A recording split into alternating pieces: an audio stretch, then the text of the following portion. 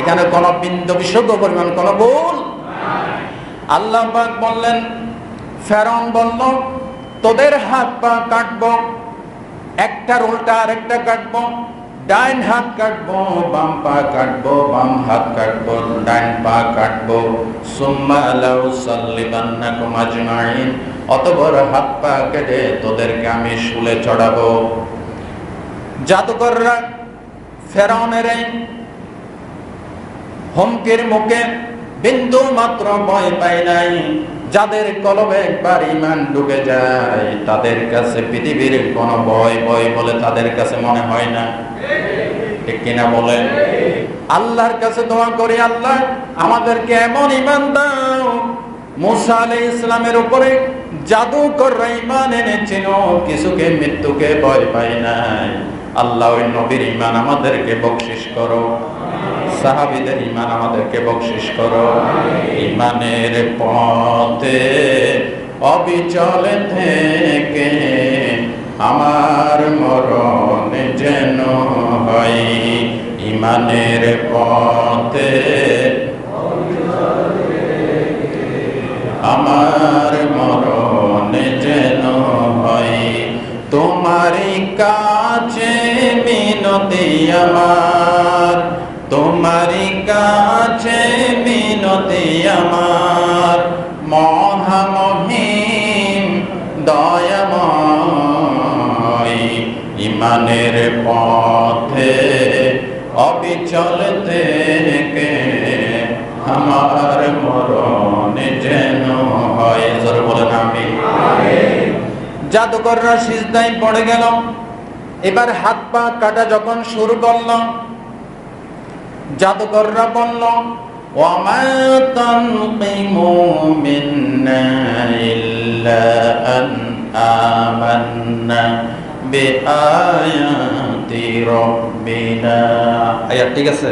ভুল হইলে একটু দাঁড়ায় বলবেন, হাফেজ সাহেব, বহুত বড় হাফেজ সাহেব। ভুল হলে বলবেন, হুজুর আপনার এই আয়াতটা ভুল হয়েছে। জাদুকররা বলল, আমাদের কোনো অপরাধ নাই, একটাই অপরাধ। কয়টা অপরাধ? একটাই অপরাধ, আল্লাহর উপর ঈমান এনেছি, এই অপরাধে আমাদেরকে আজকে হত্যা করা হচ্ছে, আমাদের হাত পা কাটা হচ্ছে। জাদুকররা তখন আল্লাহর কাছে একটা দোয়া করেছিল। কি দোয়া করেছিল? আল্লাহ কোরআন শরীফে কোট করে দিয়েছেন। জাদুকররা এই মহা বিপদের সময় দোয়া করেছিলেন, রব্বানা আফরিগ আলাইনা সাবরাও ওয়া তাওয়াফানা মুসলিমিন। আল্লাহ আমাদেরকে এই মহা বিপদে ঈমানের পরীক্ষার ভিতরে আমাদেরকে সবর ইখতিয়ার করার তৌফিক দান করুন। আমিন।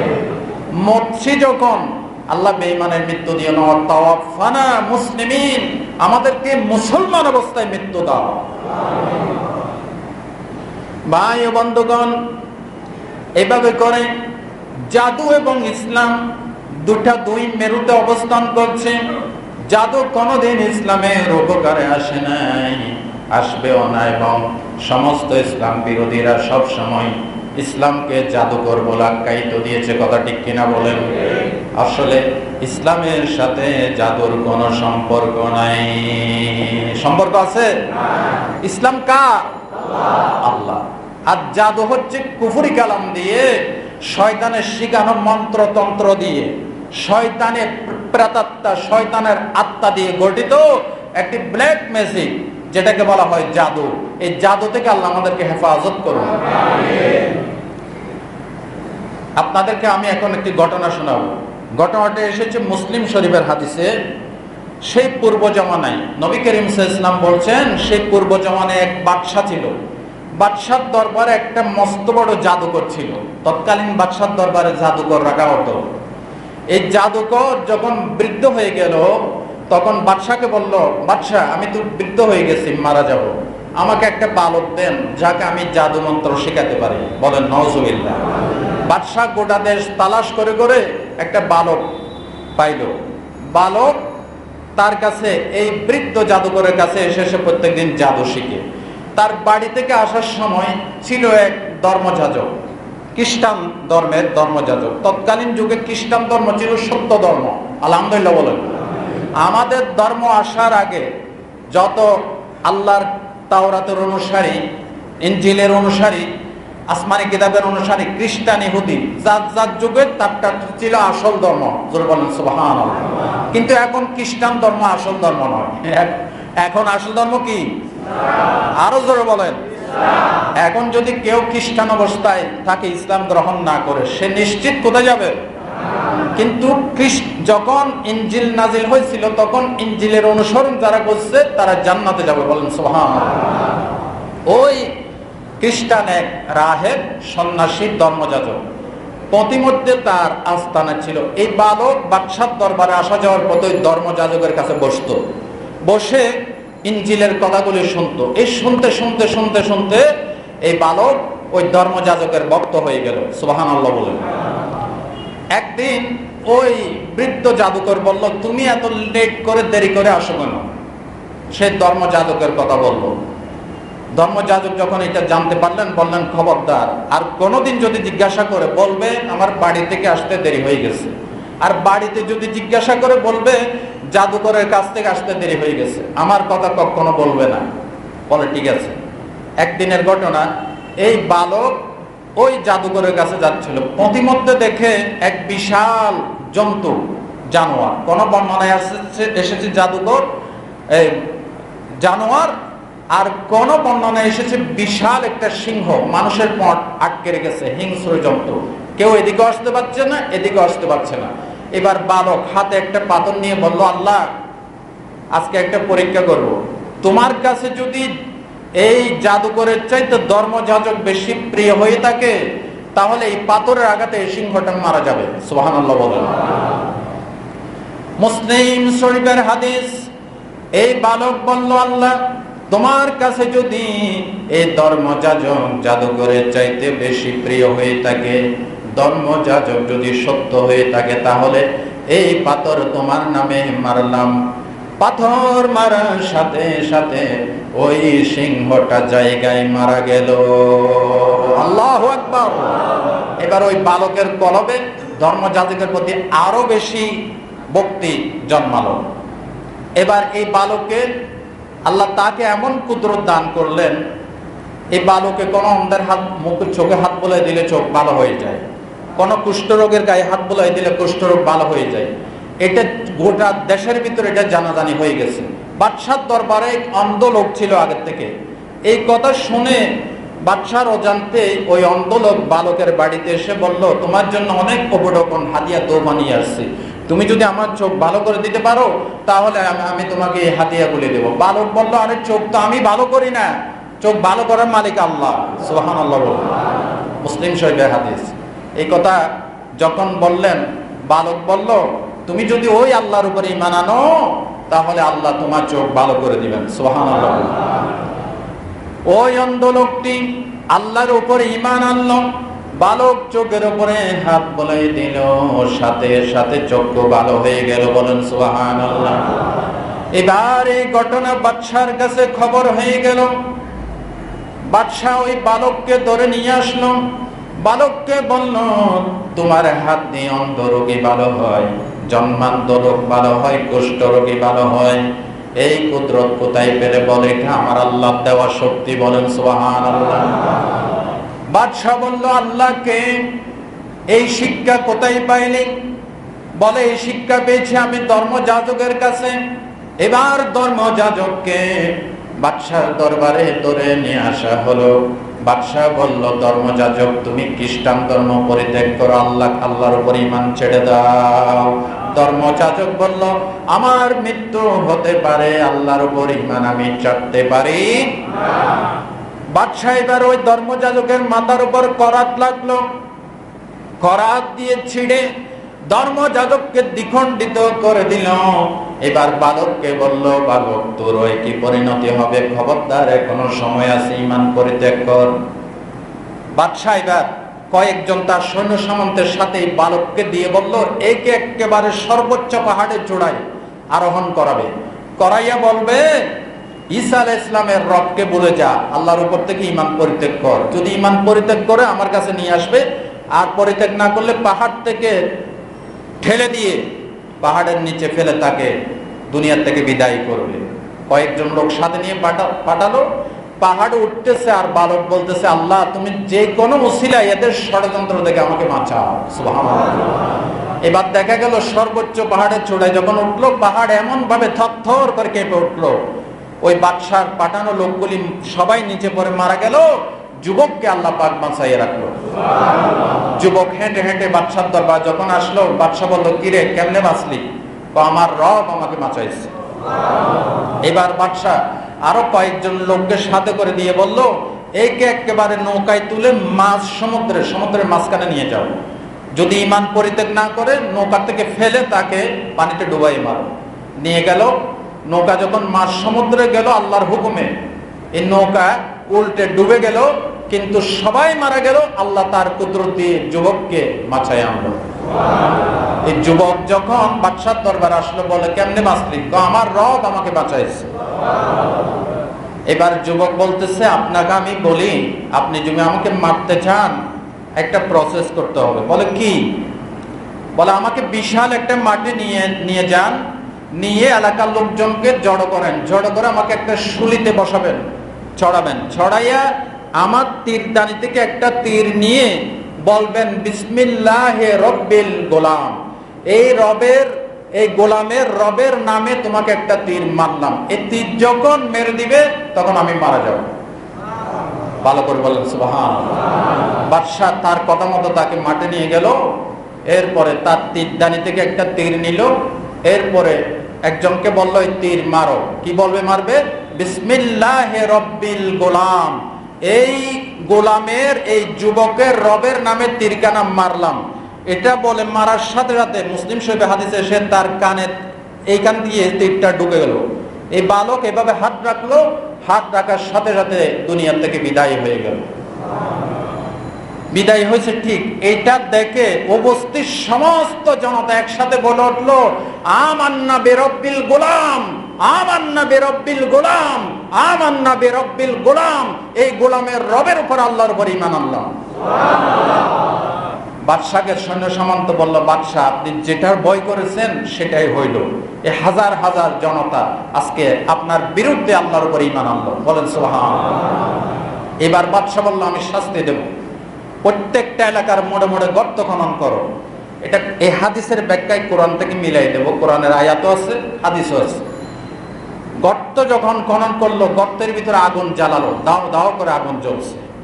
যারা ঈমান এনেছে তাদেরকে একজন একজন করে এই গর্তে ফেলো। জোরে বলেন নাউজুবিল্লাহ। আল্লাহ রাব্বুল আলামিন এই ঘটনার বিবরণ দিয়ে সূরাতুল বুরুজের ভিতরে বলেন, কুতিলা আসহাবুল উখদুদিন নারি যাতিল ওয়াকুদ ইয হুম আলাইহা কুউদু ওয়া হুম আলা মা ইয়াফআলুনা বিল মুমিনিনা শুহুদ। আল্লাহ তাআলা বলেন, গর্তওয়ালারা ধ্বংস হয়েছে, অভিশপ্ত হয়েছে যখন তারা গর্তের ভিতরে আগুন জ্বালালো এবং গর্তের পাশে বসে বসে একজন একজন ফেলতে লাগলো, গর্তের ভিতরে তামাশা দেখতেছিল। আল্লাহ পাক বলেন, ওয়ামা নাকামু মিনহুম ইল্লা আইয়ুমিনু বিল্লাহিল আজিজিল হামিদ। এই যে গর্তের ভিতরে লোকদেরকে ফেলে দিচ্ছে আগুনের ভিতরে, তাদের কোনো অপরাধ ছিল না। আল্লাহ পাক বলেন, মহা প্রশংসিত, মহা শক্তিধর আল্লাহর উপরে ঈমান আনা ছিল তাদের একমাত্র অপরাধ। কথা ঠিক কিনা বলেন? ভাই ও বন্ধুগণ, এতক্ষণের আলোচনায় কি বুঝলেন? ইসলামের সাথে জাদুর সাথে কোনো সম্পর্ক? আরো জোরে বলেন। আল্লাহর নবী বলেছেন, 7টা ধ্বংসাত্মক কবিরা গুনাহ থেকে বেঁচে থাকবে। এই 7টা মারাত্মক কবিরা গুনাহ বুখারী শরীফের কিতাবুল ওসিয়ত পড়বে। আল্লাহর নবী বলেছেন, ইত্তাকুস সাবআল মুবিকাত।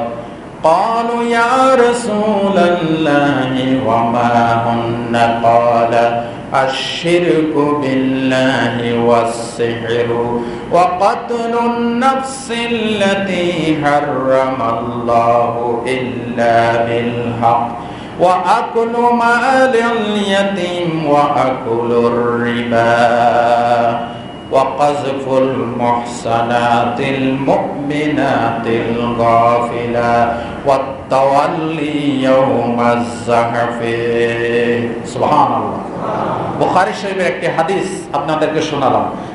ফেরাউন বলল, এই কে কোথায় আছিস? দেশের ভিতরে নাম করা সুযোগ্য সুদক্ষ যত জাদুঘর আছে সবগুলি আমার কাছে নিয়ে আয় মূসাকে কাবু করার জন্য। নাউজুবিল্লাহ বলেন। জাদুঘরদেরকে ডেকে আনা হলো, সমস্ত জাদুঘরদেরকে বড়িভোজনের আপ্যায়নের ব্যবস্থা করা হলো। মূসার বাড়িতে খাইলো, খেয়ে এরপর ফেরাউন বলল, মূসার বিরুদ্ধে জাদু প্রয়োগ করো, মূসাকে কাবু করো, মূসাকে পরাজিত করো। জাদুকররা মূসা আলাইহিস সালামের কাছে গিয়ে জিজ্ঞাসা করেছিল, মূসা, জাদু কি আপনি আগে দেখাবেন নাকি আমরা আগে দেখাবো?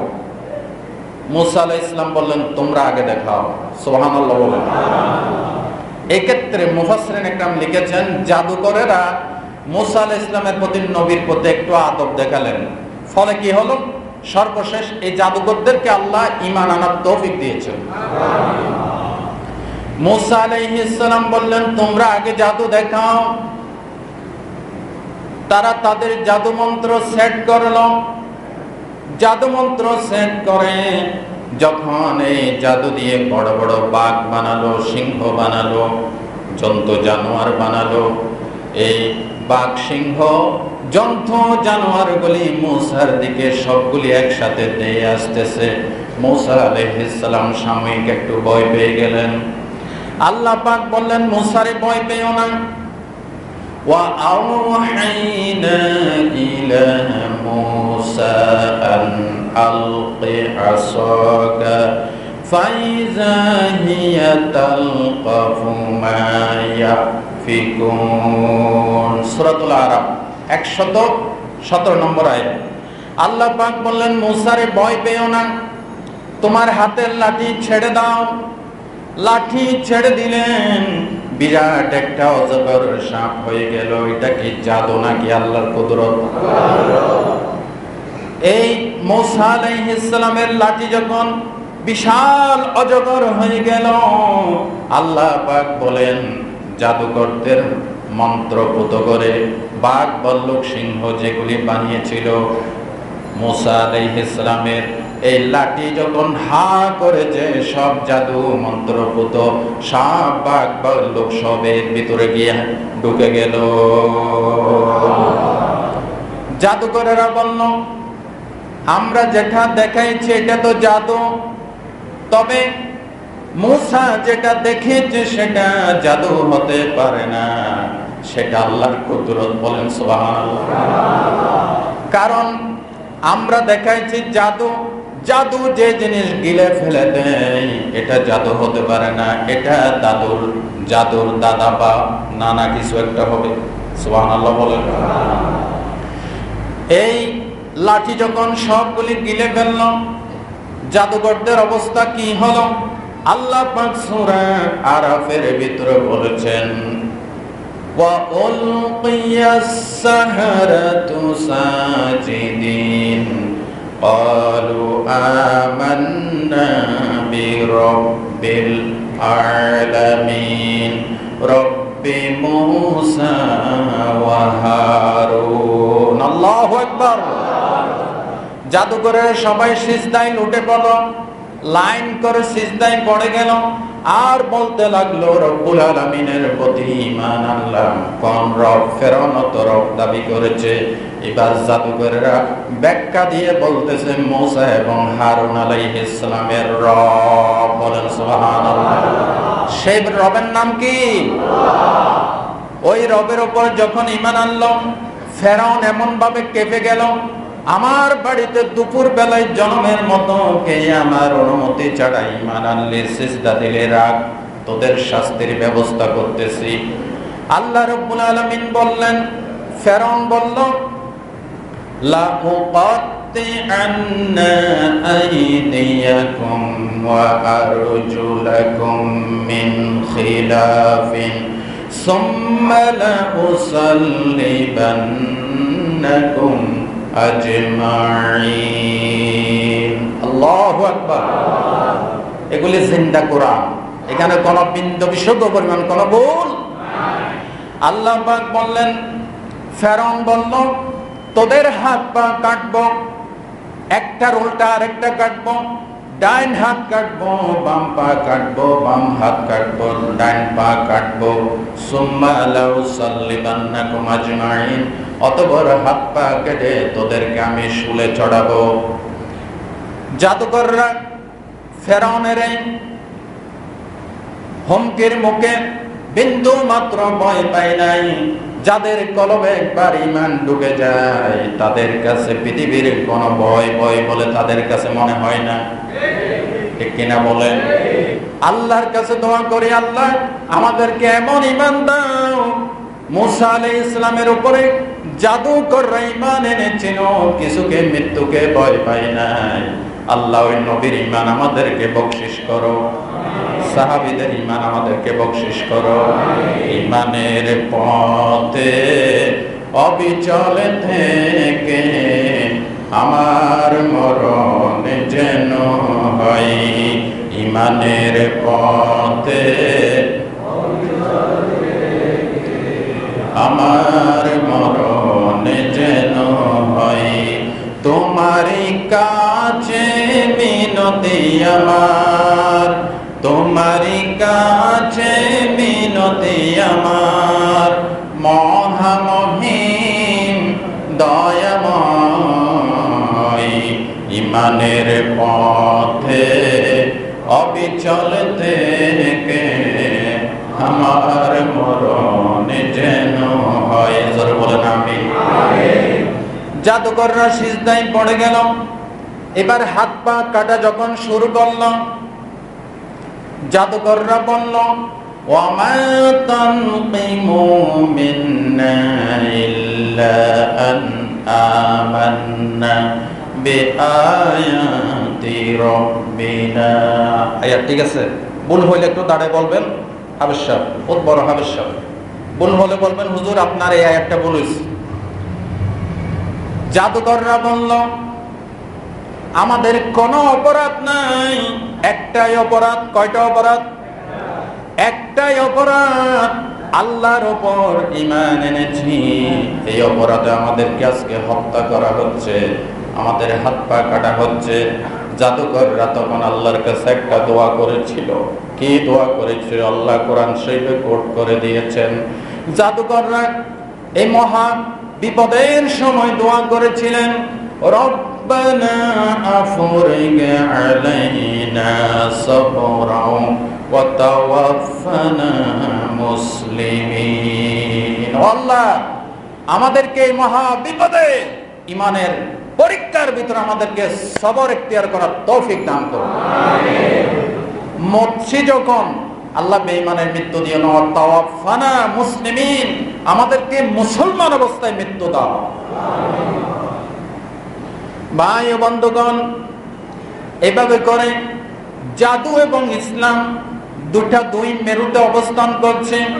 জাদু কোনোদিন ইসলামের উপকারে আসে নাই, আসবেও না, এবং সমস্ত ইসলাম বিরোধীরা সব সময় ইসলামকে জাদুকর বলে আখ্যায়িত দিয়েছে। কথা ঠিক কিনা বলেন? আসলে ইসলামের সাথে জাদুর কোনো সম্পর্ক নাই। সম্পর্ক আছে? ইসলাম কার? আল্লাহ। আর জাদু হচ্ছে কুফরি কালাম দিয়ে, শয়তানের শিখানো মন্ত্রতন্ত্র দিয়ে, শয়তানের প্রেতাত্মা, শয়তানের আত্মা দিয়ে গঠিত একটি ব্ল্যাক ম্যাজিক, যেটাকে বলা হয় জাদু। এই জাদু থেকে আল্লাহ আমাদেরকে হেফাজত করুন। আপনাদেরকে আমি এখন একটি ঘটনা শোনাবো। ঘটনাটা এসেছে মুসলিম শরীফের হাদিসে। সেই পূর্ব জামানায় নবী করিম সাল্লাল্লাহু আলাইহি ওয়াসাল্লাম বলছেন, সেই পূর্ব জামানায় এক বাদশা ছিল। বাদশার দরবারে একটা মস্ত বড় জাদুকর ছিল। তৎকালীন বাদশার দরবারে জাদুকর রাখা হতো। এই জাদুকর যখন বৃদ্ধ হয়ে গেল, তখন বাদশাকে বলল, বাদশা আমি তো বৃদ্ধ হয়ে গেছি, মারা যাব, আমাকে একটা বালক দেন যাকে আমি জাদু মন্ত্র শেখাতে পারি। বলেন নাউজুবিল্লাহ।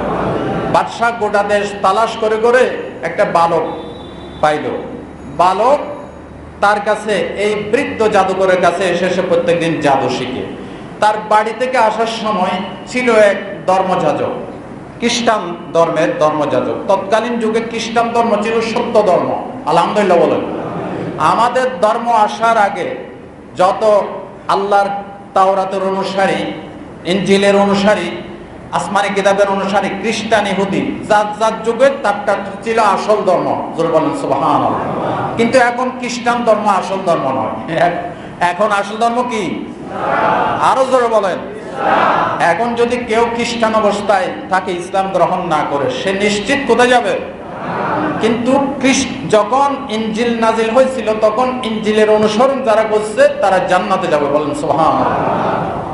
ওই খ্রিস্টান এক রাহেব, সন্ন্যাসী, ধর্মযাজক, প্রতিমধ্যে তার আস্তানা ছিল। এই বালক বাদশার দরবারে আসা যাওয়ার পথে ধর্মযাজকের কাছে বসতো, বসে ইনজিলের কথাগুলি শুনতো। এই শুনতে শুনতে শুনতে শুনতে এই বালক ওই ধর্মযাজকের ভক্ত হয়ে গেল। সুবহানাল্লাহ বলেন। একদিন ওই বৃদ্ধ জাদুকর বলল, তুমি এত লেট করে দেরি করে আসো কেন? সে ধর্মযাজকের কথা বলল। ধর্মযাজক যখন এটা জানতে পারলেন, বললেন খবরদার আর কোনোদিন যদি জিজ্ঞাসা করে বলবে আমার বাড়ি থেকে আসতে দেরি হয়ে গেছে। আর বাড়িতে যদি জিজ্ঞাসা করে বলবে জাদুকরের কাছ থেকে আসতে দেরি হয়ে গেছে। আমার কথা কখনো বলবে না। বলে ঠিক আছে। একদিনের ঘটনা, এই বালক ওই জাদুকরের কাছে যাচ্ছিল। প্রতিমধ্যে দেখে এক বিশাল জন্তু, জানোয়ার, কোন বর্ণনায় এসেছে জাদুকর এই জানোয়ার, আর কোন বর্ণনায় এসেছে বিশাল একটা সিংহ, মানুষের পথ আটকে রেখেছে, হিংস্র জন্তু। কেউ এদিকে আসতে পারছে না, এদিকে আসতে পারছে না। এবার বালক হাতে একটা পাথর নিয়ে বলল, আল্লাহ আজকে একটা পরীক্ষা করব। তোমার কাছে যদি এই জাদুকরের চাইতে ধর্মযাজক বেশি প্রিয় হয়ে থাকে তাহলে এই পাথরের আঘাতে এই সিংহটা মারা যাবে। সুবহানাল্লাহ বলেন। মুসলিম শরীফের হাদিস। এই বালক বলল, আল্লাহ তোমার কাছে যদি এই ধর্মযাজক জাদুকরের চাইতে বেশি প্রিয় হয়ে থাকে, ধর্মযাজক যদি সত্য হয়ে থাকে, তাহলে এই পাথর তোমার নামে মারলাম। পাথর মারার সাথে সাথে ওই সিংহটা জায়গায় মারা গেল। আল্লাহু আকবার। এবার ওই বালকের কলবে ধর্মযাজকের প্রতি আরো বেশি ভক্তি জন্মালো। এবার এই বালকের আল্লাহ তাকে এমন কুদরত দান করলেন, এই বালকে কোনো অন্ধের হাত, মুখে, চোখে হাত বুলাই দিলে চোখ ভালো হয়ে যায়, কোন কুষ্ঠরোগের গায়ে হাত বুলাই দিলে কুষ্ঠরোগ ভালো হয়ে যায়। এটা গোটা দেশের ভিতরে এটা জানাজানি হয়ে গেছে। বাদশার দরবারে এক অন্ধ লোক ছিল আগের থেকে। এই কথা শুনে বাদশার অজান্তে ওই অন্ধ লোক বালকের বাড়িতে এসে বলল, তোমার জন্য অনেক উপঢৌকন হাদিয়া দোয়া নিয়ে আসছি, তুমি যদি আমার চোখ ভালো করে দিতে পারো তাহলে আমি তোমাকে এই হাদিয়াগুলি দেবো। বালক বলল, আরে চোখ তো আমি ভালো করি না, চোখ ভালো করার মালিক আল্লাহ। সুবহানাল্লাহ বলল। মুসলিম শরীফের হাদিস। এই কথা যখন বললেন, বালক বলল, তুমি যদি ওই আল্লাহর উপরে ঈমান আনো তাহলে আল্লাহ তোমার চোখ ভালো করে দিবেন। সুবহানাল্লাহ। ওই অন্ধ লোকটি আল্লাহর উপরে ঈমান আনলো, বালক চোখের উপরে হাত বুলাই দিল, সাথে সাথে চক্ষু ভালো হয়ে গেল। বলেন সুবহানাল্লাহ। এবার এই ঘটনা বাদশার কাছে খবর হয়ে গেল। বাদশা ওই বালককে ধরে নিয়ে আসলো। বালককে বলল, তোমার হাত দিয়ে অন্ধ রোগী ভালো হয়, জন্মান্ধ রোগ ভালো হয়, কুষ্ঠ রোগী ভালো হয়। এই কুদরত কোথায় পেলে? বলে এটা আমার আল্লাহ দেওয়া শক্তি। বলেন সুবহানাল্লাহ। বাদশা বলল, আল্লাহকে এই শিক্ষা কোথায় পাইলি? বলে এই শিক্ষা পেয়েছি আমি ধর্মযাজকের কাছে। এবার ধর্মযাজককে বাদশার দরবারে ধরে নিয়ে আসা হলো। বাদশাহ বলল, ধর্মযাজক তুমি খ্রিস্টান ধর্ম পরিত্যাগ করো, আল্লাহর উপর ঈমান ছেড়ে দাও। ধর্মযাজক বলল, আমার মৃত্যু হতে পারে, আল্লাহর উপর ঈমান আমি ছাড়তে পারি না। বাদশাহ এবার ওই ধর্মযাজকের মাথার উপর করাত লাগলো। করাত দিয়ে ছিঁড়ে ধর্মযাজককে দ্বিখণ্ডিত করে দিল। এবার বালককে বলল, বালক তোর কি পরিণতি হবে, খবরদার এখনো সময় আছে, ঈমান পরিত্যাগ কর। বাদশাহ এবার কয়েকজন তার সৈন্য সামন্তের সাথে বালককে দিয়ে বলল, একে একেবারে সর্বোচ্চ পাহাড়ে চূড়ায় আরোহণ করাবে, করাইয়া বলবে ঈসা আলাইহিস সালামের রবকে বলে যা, আল্লাহর উপর থেকে ঈমান পরিত্যাগ কর। যদি ঈমান পরিত্যাগ করে আমার কাছে নিয়ে আসবে, আর পরিত্যাগ না করলে পাহাড় থেকে ঠেলে দিয়ে পাহাড়ের নিচে ফেলে তাকে দুনিয়ার থেকে বিদায় করবে। কয়েকজন লোক সাথে নিয়ে পাঠালো। পাহাড়ে উঠতেছে আর বালক বলতেছে, আল্লাহ তুমি যে কোনো উসিলায় এদের ষড়যন্ত্র থেকে আমাকে বাঁচাও। সুবহানাল্লাহ। এবার দেখা গেল সর্বোচ্চ পাহাড়ের চূড়ায় যখন উঠলো, পাহাড় এমন ভাবে থরথর করে কেঁপে উঠলো, ওই বাদশার পাঠানো লোকগুলি সবাই নিচে পড়ে মারা গেল। যুবককে আল্লাহ পাক বাঁচাইয়ে রাখলো। যুবক হেঁটে হেঁটে বাদশার দরবার যখন আসলো, বাদশা বলল, কিরে কেমনে বাঁচলি? আমার রব আমাকে বাঁচাইছে। এবার বাদশা আরো কয়েকজন লোককে সাথে করে দিয়ে বলল, একে একেবারে নৌকায় তুলে মাছ সমুদ্রের মাঝখানে নিয়ে যাও। যদি ঈমান পরিত্যাগ না করে নৌকা থেকে ফেলে তাকে পানিতে ডুবাই মারো। নিয়ে গেল। নৌকা যখন মাঝ সমুদ্রে গেল আল্লাহর হুকুমে, এই নৌকা উল্টে ডুবে গেল, কিন্তু সবাই মারা গেল। আল্লাহ তার কুদরত দিয়ে যুবককে বাঁচায় আনলো। এই যুবক যখন বাদশার দরবার আসলো, বলে কেমনে বাঁচলি? আমার রব আমাকে বাঁচাইছে। এবার যুবক বলতেছে, আপনাকে আমি বলি, আপনি যদি আমাকে মারতে চান একটা প্রসেস করতে হবে। বলে কি? বলে আমাকে বিশাল একটা মাটি নিয়ে যান, নিয়ে এলাকার লোকজনকে জড়ো করেন, জড়ো করে আমাকে একটা শুলিতে বসাবেন, চড়াবেন, চড়াইয়া আমার তীরদানি থেকে একটা তীর নিয়ে বলবেন, বিসমিল্লাহে রব্বিল গোলাম, এই গোলামের রবের নামে তোমাকে একটা তীর মারলাম। এই তীর যখন মেরে দিবে তখন আমি মারা যাব। ভালো করে বলেন সুবহানাল্লাহ। বাদশা তার কথা মতো তাকে মাঠে নিয়ে গেল। এরপরে তার তীরদানি থেকে একটা তীর নিল। এরপরে একজনকে বলল, এই তীর মারো। কি বলবে মারবে? বিসমিল্লাহে রব্বিল গোলাম, এই গোলামের, এই যুবকের রবের নামে তীরখানা মারলাম। এটা বলে মারার সাথে সাথে মুসলিম শরীফে হাদিসে এসে তার কানে এইখান দিয়ে তীরটা ঢুকে গেল। এই বালক এভাবে হাত রাখলো, হাত রাখার সাথে সাথে দুনিয়া থেকে বিদায় হয়ে গেল। বিদায় হয়েছে ঠিক। এটা দেখে উপস্থিত সমস্ত জনতা একসাথে বলে উঠলো, আমান্না বিরব্বিল গোলাম, আমান্না বিরব্বিল গোলাম, আমান্না বিরব্বিল গোলাম। এই গোলামের রবের উপর, আল্লাহর উপর ঈমান আনলাম। বাদশাকে সৈন্য সামন্ত বলল, বাদশাহ আপনি যেটার ভয় করেছেন সেটাই হইল। এই হাজার হাজার জনতা আজকে আপনার বিরুদ্ধে আল্লাহর উপর ঈমান আনলো। বলেন সুবহানাল্লাহ। এবার বাদশা বলল, আমি শাস্তি দেব। প্রত্যেকটা এলাকার মোড়ে মোড়ে গর্ত খনন করো। এটা এই হাদিসের ব্যাখ্যায় কোরআন থেকে মিলাই দেব। কোরআনের আয়াতও আছে, হাদিসও আছে। গর্ত যখন খনন করলো, গর্তের ভিতরে আগুন জ্বালালো, দাও দাও করে আগুন জ্বলছে। যারা ঈমান এনেছে তাদেরকে একজন একজন করে এই গর্তে ফেলো। জোরে বলেন নাউজুবিল্লাহ।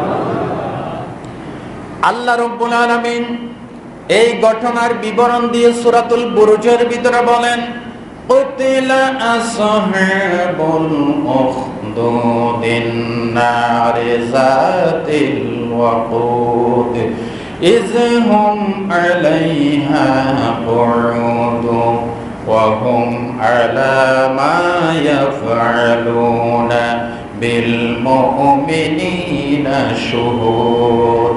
আল্লাহ তাআলা বলেন, গর্তওয়ালারা ধ্বংস হয়েছে, অভিশপ্ত হয়েছে যখন তারা গর্তের ভিতরে আগুন জ্বালালো এবং গর্তের পাশে বসে বসে একজন একজন ফেলতে লাগলো, গর্তের ভিতরে তামাশা দেখতেছিল।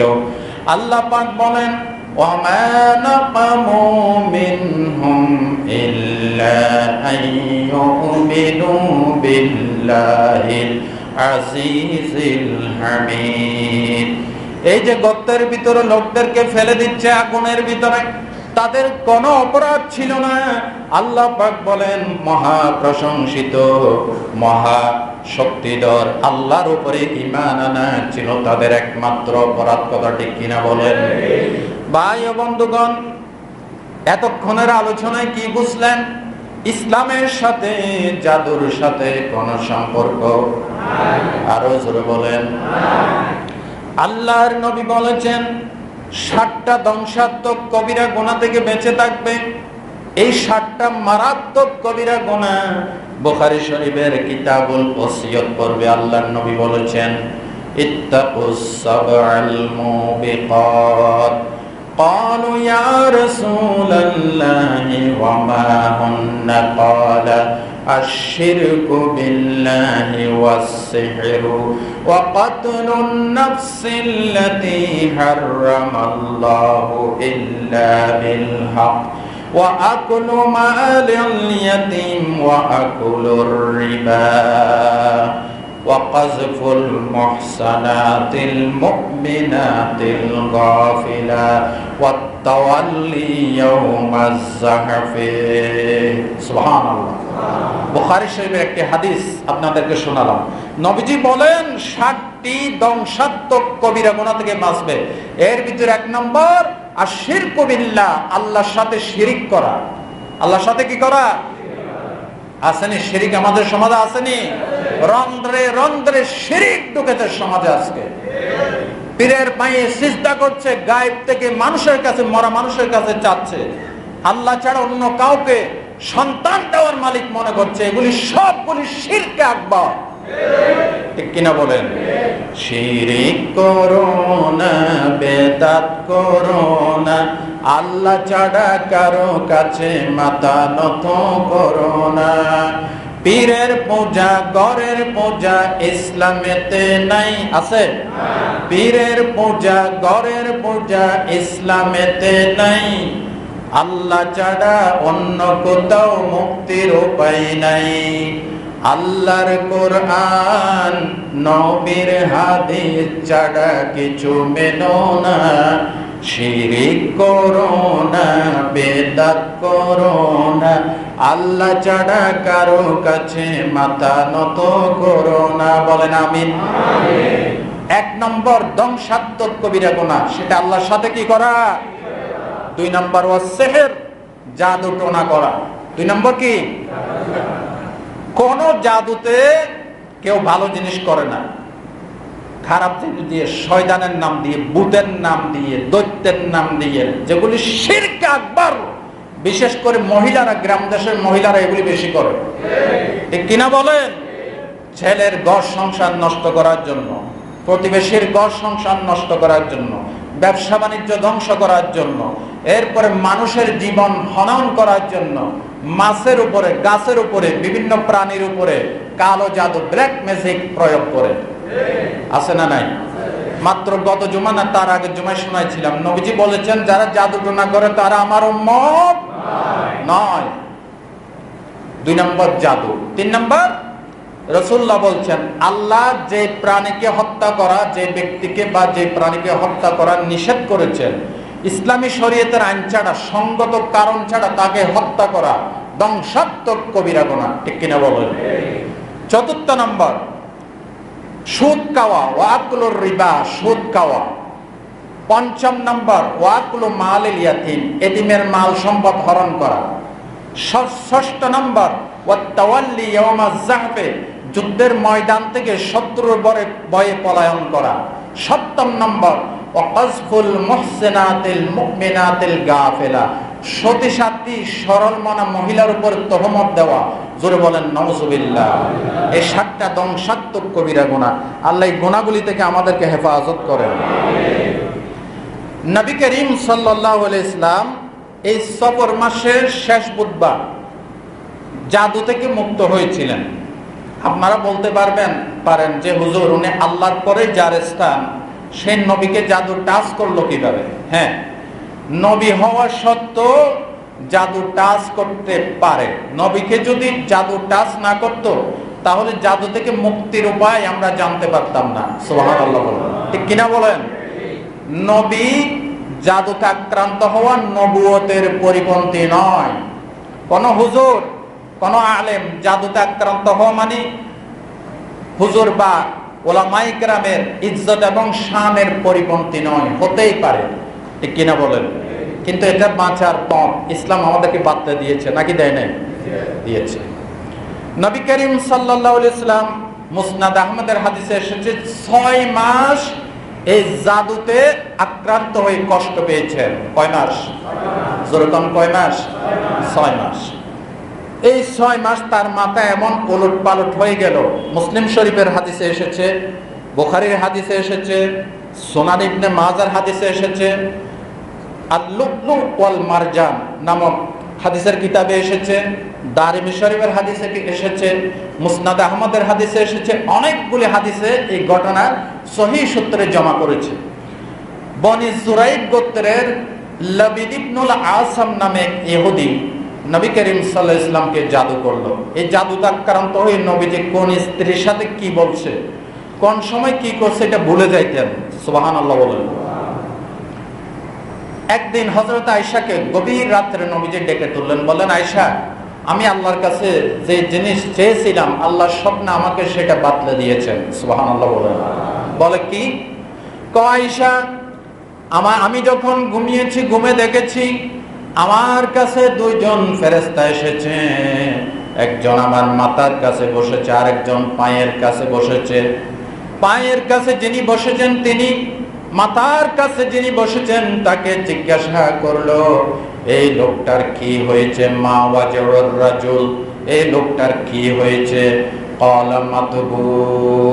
অপর ফেরেশতা বলল, ওনাকে জাদু করা হয়েছে। অপর ফেরেশতা বলল, ক্বালা মান তাব্বাহু, কে জাদু করলো? ক্বালা লবিদ ইবনুল আসাম। অপর ফেরেশতা বলল, বনি জুরাইক গোত্রের লবিদ ইবনুল আসাম নামক ইহুদি রাসূলুল্লাহকে জাদু করেছে। জোরে বলেন নাউযুবিল্লাহ। বলে কোথায় কোথায় এই জাদু কোথায় করা হয়েছে? ক্বালা ফি বিকরে জি আরওয়ান। জি আরওয়ান নামক কূপের তলদেশে এই জাদু মন্ত্র সেট করা হয়েছে। নাউযুবিল্লাহি মিন যালিক। রাসূল করিম সাল্লাল্লাহু আলাইহি ওয়াসাল্লাম ঘুম থেকে জাগ্রত হলেন, বললেন, আয়েশা, ফেরেশতা আমাকে আরো বলেছে কি দিয়ে জাদু করছে। বলে কি দিয়ে? ক্বালা ফি মুশতিন ওয়া মুশাতাতিন ওয়া ফি জুফফে তালআতে যাকার। ডাইরেক্ট হাদিস থেকে আমি কোট করলাম। আমার চিরুনি দিয়ে চুল আঁচড়ানোর সময় আমার চুল এবং চিরুনির ভগ্নাংশ, চিরুনির একটা টুকরা এবং উঠে যাওয়া একটা চুল, সেটা কি করলো? ফি তালআতে যাকার, খেজুর গাছের নর খেজুর গাছের সরু খোলসের ভিতর ঢুকাইয়া আমাকে জাদু মন্ত্রে সেট করেছে। বলেন নাউযুবিল্লাহ। এবার নবী করিম সাল্লাল্লাহু আলাইহি ওয়াসাল্লাম একদল সাহাবী সহ সেই বীরে জি আরওয়ান এই কূপের কাছে আসলেন, এগুলি তুললেন, তুলে দেখলো এখানে গিরা দেওয়া হয়েছে। এখন নবী করিম সাল্লাল্লাহু আলাইহি ওয়াসাল্লাম কিভাবে মুক্ত হবেন? আল্লাহ সাথে সাথে জিবরাইল পাঠাইলেন। বলেন সুবহানাল্লাহ। জিবরাইল পাঠায়া আল্লাহ বলেন, আমার বন্ধুকে শিখাইয়ে দাও, কুল আউযু বিরাব্বিল ফালাক মিন শাররি মা খালাক। পড়েন।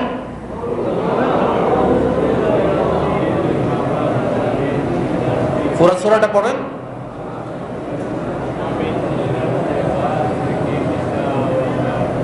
মিন শাররি হাসিদিন ইযা হাসাদ। আমার বন্ধুকে আরো শিখাই দাও, কুল আউযু বিরাব্বিন নাস মালিকিন নাস ইলাহিন নাস মিন শাররিল ওয়াসওয়াসিল আল্লাযী ইউওয়াসওয়িসু ফি সুদুরিন নাস মিনাল জিন্নাতি ওয়ান নাস। এক একটা আয়াত পড়ে পড়ে পড়তে লাগলেন, এক একটা গিরা খুলে যাইতে লাগলো। সুবহানাল্লাহ বলুন। সব আয়াত পড়া শেষ, ফালাক নাসের গিরাও সব শেষ, রাসূলুল্লাহ জাদুমুক্ত হয়ে গেল।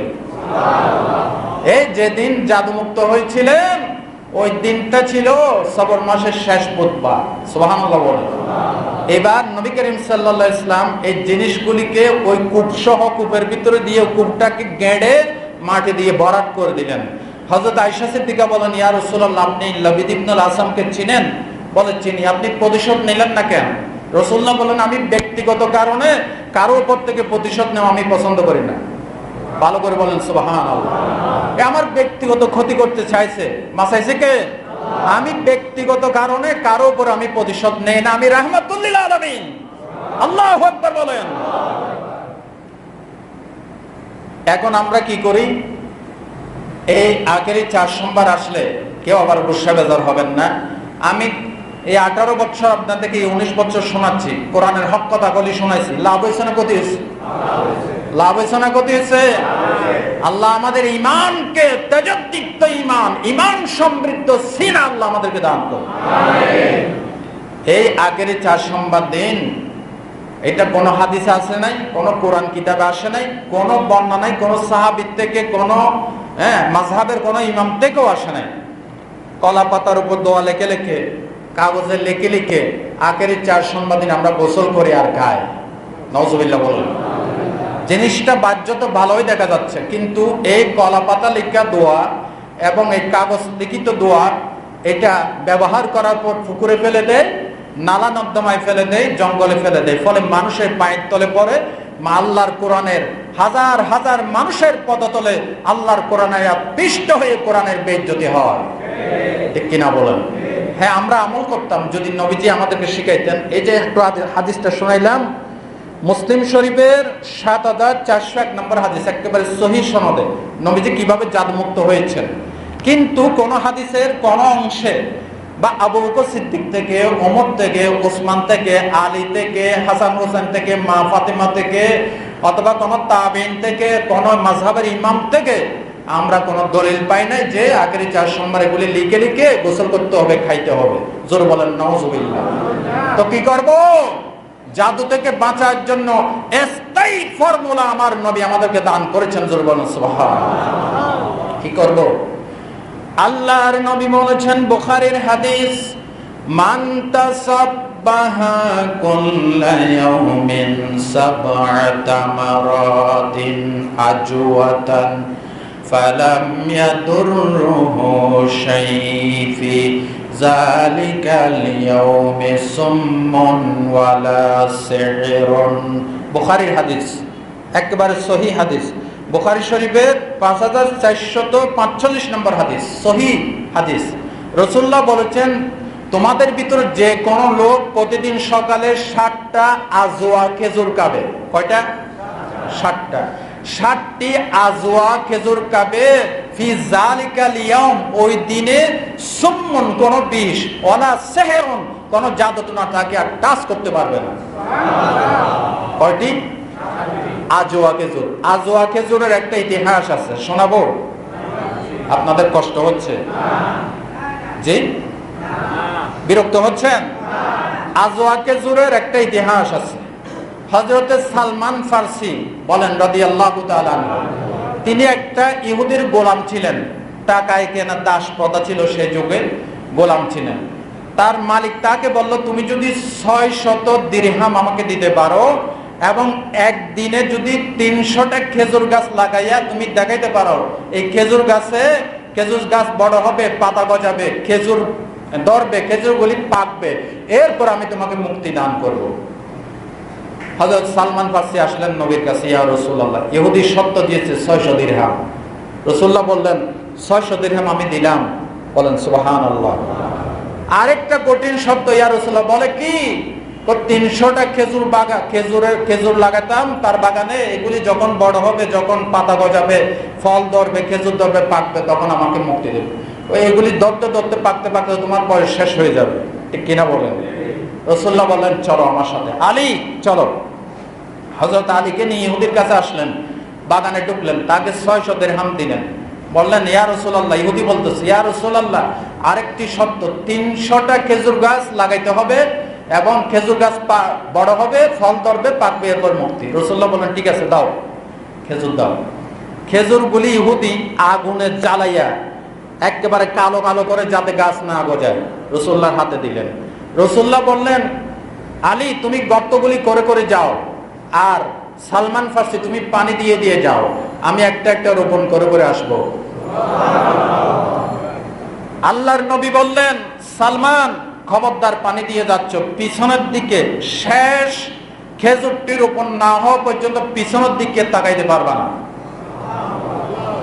এবার হযরত আলী গর্ত করে করে যায়, সালমান ফারসি পানি দিয়ে দিয়ে যায়। বাগানের শেষ মাথায় যখন সর্বশেষ খেজুরের ওড়া বিচিটা আল্লাহর নবী যখন লাগাই দিলেন, পিছনের দিকে ফিরে দেখলেন সবগুলি গাছ সাথে সাথে গজায় গেল, সাথে সাথে গাছ বড় হয়ে খেজুর ধরল, খেজুরগুলি কালো কালো আকারের। বলেন সুবহানাল্লাহ, আল্লাহু আকবার বলেন। বিশ্ব নবীর হাতের মুজিজা, কুদরত কার? মুজিজা কার? রাসূলের। রাসূলুল্লাহর হাত দিয়ে ওই পোড়া খেজুর থেকে আল্লাহ সাথে সাথে গাছ গজায় দেখেছেন। নবীজির হাতের মুজিজার চিহ্ন আল্লাহ এখনো রেখে দিয়েছেন। আজওয়া খেজুর এখনো পর্যন্ত কালো কালো আছে, ঠিক কিনা বলেন? ছাই কালা, ছাইয়ের মতো জ্বলে কালো আকার যেরকম হয়, ঠিক সেরকম আজওয়া খেজুর। নবীজির হাতের বরকত, জোরে বলেন সুবহানাল্লাহ। এই আজওয়া খেজুর সবচাইতে দামি খেজুর আরব দেশে, এবং খাইতে অনেক মজা। খেজুরের ভিতরে আছে পটাশিয়াম, আছে খনিজ, আছে ম্যাঙ্গানিজ, আছে ম্যাগনেসিয়াম, আছে ভিটামিন, আছে ক্যালসিয়াম। চিকিৎসা বিজ্ঞানীরা বলেছেন একটা মানুষের শরীরকে দুর্বলতা মুক্ত করার জন্য যা কিছু প্রয়োজন আল্লাহ সব খেজুরের ভিতর দিয়েছে।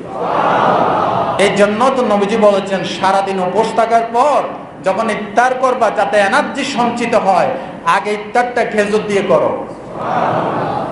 ইসলাম কত বাস্তবসম্মত, আমার নবীর বাণী কত বিজ্ঞানসম্মত বাণী, জোরে বলেন সুবহানাল্লাহ। সুতরাং সেই আজওয়া খেজুর যদি কেউ সকালে 7 টাকায়, তাহলে তাকে কোনো জাদুটনা স্পর্শ। এরপরে নবীজি বলেছেন তোমরা যখন বিছানায় ঘুমাতে যাবে, বুখারীর হাদিস, আন আয়েশা রাদিয়াল্লাহু তাআলা আনহা ক্বালাত কানা রাসূলুল্লাহ সাল্লাল্লাহু আলাইহি ওয়াসাল্লাম ইযা আওয়া ফি ফিরাশিহি নাফাসা ফি কাফাইহি বিকুল হুয়াল্লাহু আহাদ ওয়াল মুআব্বিজাতাইন জামিয়া সুম্মা ইয়ামসাহু বিহিমা ওয়াজহাহু ওয়া মা বালাগাত ইয়াদাহু মিন জাসাদিহি। হযরত আয়েশা সিদ্দিকা থেকে বুখারীর বর্ণিত হাদিস, রাসূলুল্লাহ যখন বিছানায় ঘুমোতে যাইতেন 2 হাতকে একত্রিত করে কুল হুয়াল্লাহু ওয়াল মুআব্বিজাতাইন সূরা ফালাক নাস পড়ে এভাবে ফুঁক দিয়ে চেহারায় মর্দন করতেন। শরীরের যত জায়গায় হাত পৌঁছতে পারে সব জায়গায় রাসূলুল্লাহ হাতকে বুলাই দিতেন। এরপরে সকাল বেলায় নবীজি ফজরের নামাজের পর একই কায়দায় শরীরে হাত বোলাতেন।